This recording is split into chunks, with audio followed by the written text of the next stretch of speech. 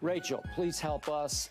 How do you explain what happened last night and the Lakers' crazy roller coaster inconsistency? Yeah, well, after the game, Darvin Ham said that the early foul trouble that some of the Lakers got in, particularly Anthony Davis, really got the Lakers unglued. In fact, the quote he used was, "Frustration makes cowards of us all," which is sort of a version of an old Vince Lombardi quote. Fatigue makes cowards of us all. Exactly. You know that one? Yes. Okay. Right. So I understand what he was going for, but first of all, Lakers had a trip to the free throw line differential 25, right, to just 12 for Sacramento. So you can't really cry foul on the fouls. In the first half, it was 21-6. Yeah. Okay. So you can't. So I get it. Early foul trouble. Second, I don't care who you're quoting or quoting. I can't imagine the guys in the locker room loved him using the word cowards. Right? Just you hear that as a player, and that doesn't make you feel good. Yeah. To me, the Lakers' problem was more that they were just atrocious defensively. It was so bad for 3 quarters. I'm sitting there watching the game. These guys are hanging their heads. They're not getting back. They're doing all the things that a team that is not connected defensively does. And look, you got to give the Kings credit. Sabonis, Fox, those are excellent players. But here's how you know this was more about the Lakers than it was about the Kings. De'Aaron Fox tied his career high for 44 points. That means that he has never, in his entire career, gotten more successful looks at the basket than he did last night. That is a Lakers problem. And look, on that front, I do want to quote Anthony Davis here. He addressed the defense a little bit. This is interesting. Take a look at this. He said, some of the things we were in defensively allowed De'Aaron Fox, Malik Monk to get whatever they wanted, to live and die in the paint. And if I go help, then Sabonis is wide open. So they did a good job manipulating what we were doing. Now, I personally feel like Darvin Ham gets a little bit too much criticism from Laker fans, but honestly, it doesn't matter what I think. It doesn't matter what the fans think. It matters what the guys in the locker room think. And Key, that gave some insight, right, to what the guys in the locker room think. Yeah, when you start doing that, it talk about frustration. That's the frustration on Anthony Davis toward the defensive staff or who's put the defensive game plan together. Correct. There's no question about that. Yeah. And you talked about the defensive issues that they had. First of all, the boards. Sabonis has 16 defensive rebounds. That's a problem. Yeah. And I understand Anthony Davis is saying, yeah, he got into early foul trouble, but to allow somebody to get 20 boards on you and you the big, especially on the defensive side, where are you at from an offensive standpoint? Are you out there hanging out by the three-point line when the ball is at the rim? Like, what are you doing in that situation, in that case? Malik Monk is another issue that you have. All of a sudden, Malik Monk turned into an all-star for them last night. Remember, an ex-Laker. Yeah, but he does this to you every time he comes back here or in Sacramento. He likes to take it out on the Lakers. He does. And I think, you know, when you start talking about I don't want to call them role players, but the guys that are the contributors, they didn't contribute at all. They wasn't in foul trouble. Yeah. So they didn't contribute. The guys that come off the bench, your 6th, 7th, 8th, 9th, they didn't do anything that would make you think that the Lakers had any hope against OKC, which is a smaller front line. They went out and they played well. D'Angelo Russell struggled last night from beginning to end. He didn't play well at all. And so when you go back and you look at some of the games that they've been able to win recently, they pretty much had everybody in the box scores doing what they were supposed to do. Now, Rui played well. He did a good job. But it stops and starts with Anthony Davis for me. Okay. It just does. Okay, and so the irony, and I appreciate you bringing up that quote and reading it, because that is clearly a shot at somebody on the coaching staff from the player that you blamed the quickest and the most when we opened the show today. You did not like his energy last night. No, I didn't like the energy, but just like, I almost called you Michelle. Well, that's my middle name. It's fine. Just like Rachel said, though, you're not getting back defensively. And like I told you earlier, Skip, when you showed me those 18 shots in the second quarter, everybody's standing around. They just standing there looking at the ball go in the basket. You didn't see anybody hustling out to the three-point line, trying to close down in the lane. They were all just kind of, look at that. They're just standing around. Like, you got them standing around and looking. You look at that. That's not because Anthony Davis got in foul trouble late in the first quarter. And by the way, in the second quarter, he was back with 8+ minutes to go. So there you go. Okay. So how do you explain how they flew out of the gates last night and looked like they were going to blow Sacramento off the floor? It was 34 to, what was it, 18? I got to do the math on it. They were up by 19. It just looked like they had this, right? And Keyshawn laughed at me, but I'm going to say it again. Speaking of defense, Austin Reeves tries hard on defense. He is not the most wildly talented defender that's ever come down the pike in Los Angeles, but he made De'Aaron Fox work out of the box last night. For the first, he played 9 straight minutes, and De'Aaron Fox did not score a point for 9 minutes. That's why 44 is so spectacular to me. And trust me, because I was watching, because I brought it up yesterday, Austin Reeves just made him work for shots and made him miss several shots. And then all of a sudden, Austin had given it like he played a whole game in 9 minutes because he was fighting his ass off. And all of a sudden, he goes to take his first rest. And all of a sudden, down the last 3 minutes of the first quarter, boom, boom, boom, De'Aaron goes, shot, shot, shot, make, make, make. And they take off. And he ends up taking, what was it, 32 shots, 44 points. And here's what kills me about the Kings. They had just lost 3 out of 4 games.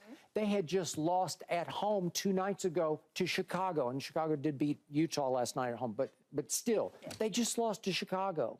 They had lost to Miami at home. They had lost at Denver, as most people do. But the point was, I thought they were at least ripe for the taking because they had beaten the Lakers 3 straight times here in L.A. and 6 of the last 7.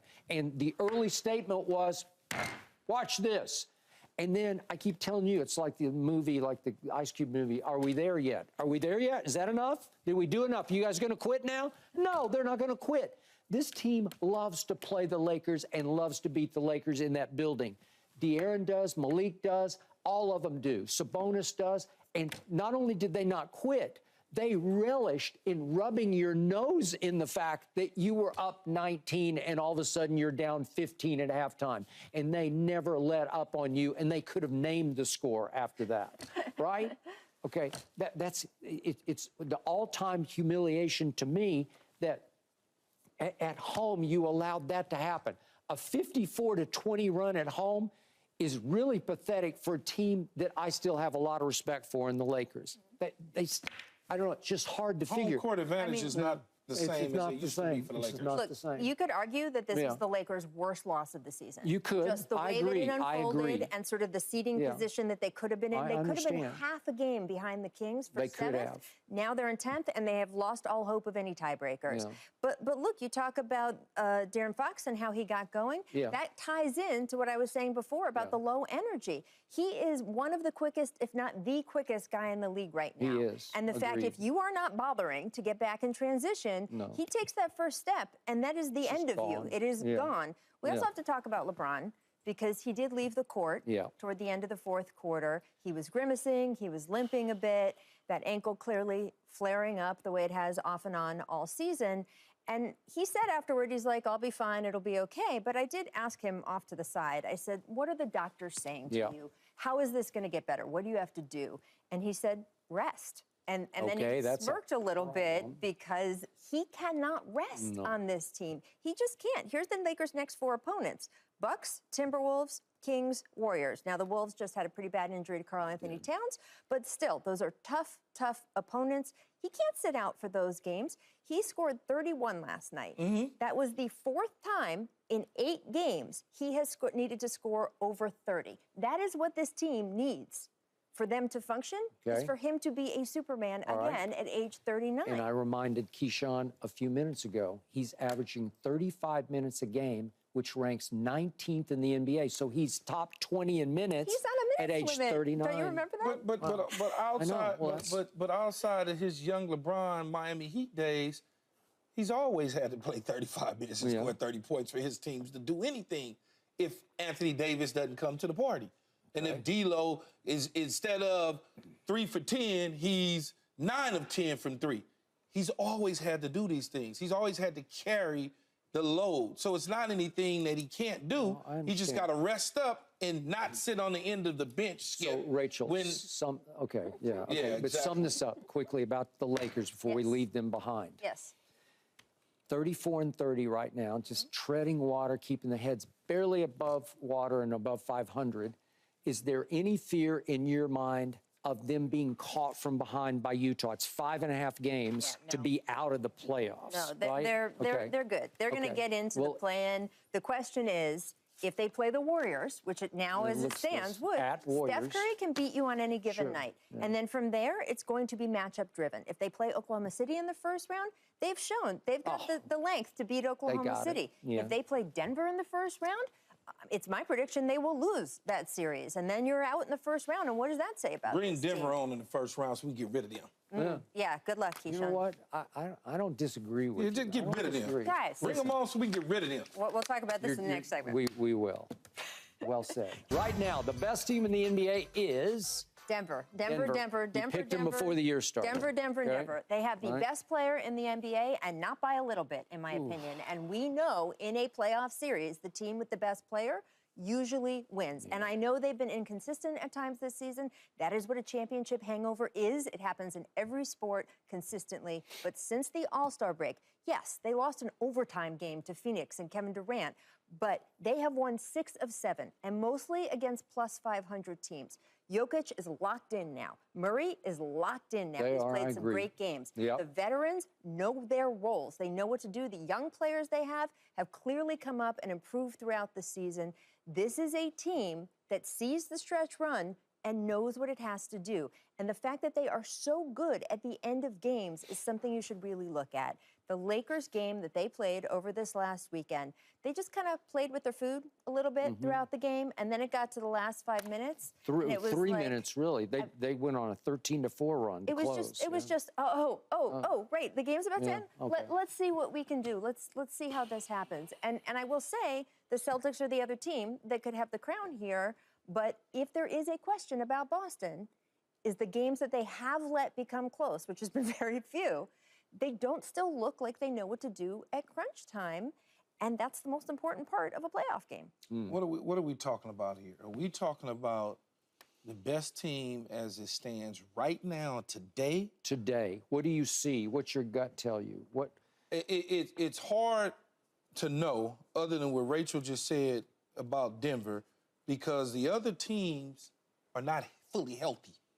When you talk about the Phoenix Suns, they haven't really been on the floor with their 3 guys in a consistent There was no basis. book the other night. There was no book the other night when they went to Denver and won, and Denver kind of forced overtime. When you talk about Milwaukee, they getting Dame Lillard, just got there, kind of still trying to find his way, and he even mentioned the other day that he feels kind of lost in Milwaukee. Yeah. And then Giannis is in and out of the lineup, so they're not healthy. Then when you get to the Los Angeles Lakers, we're missing players. We got a 39-year-old whose ankles is bothering him. You got Golden State that's trying to find their way. So I'm not really sure. Clippers. You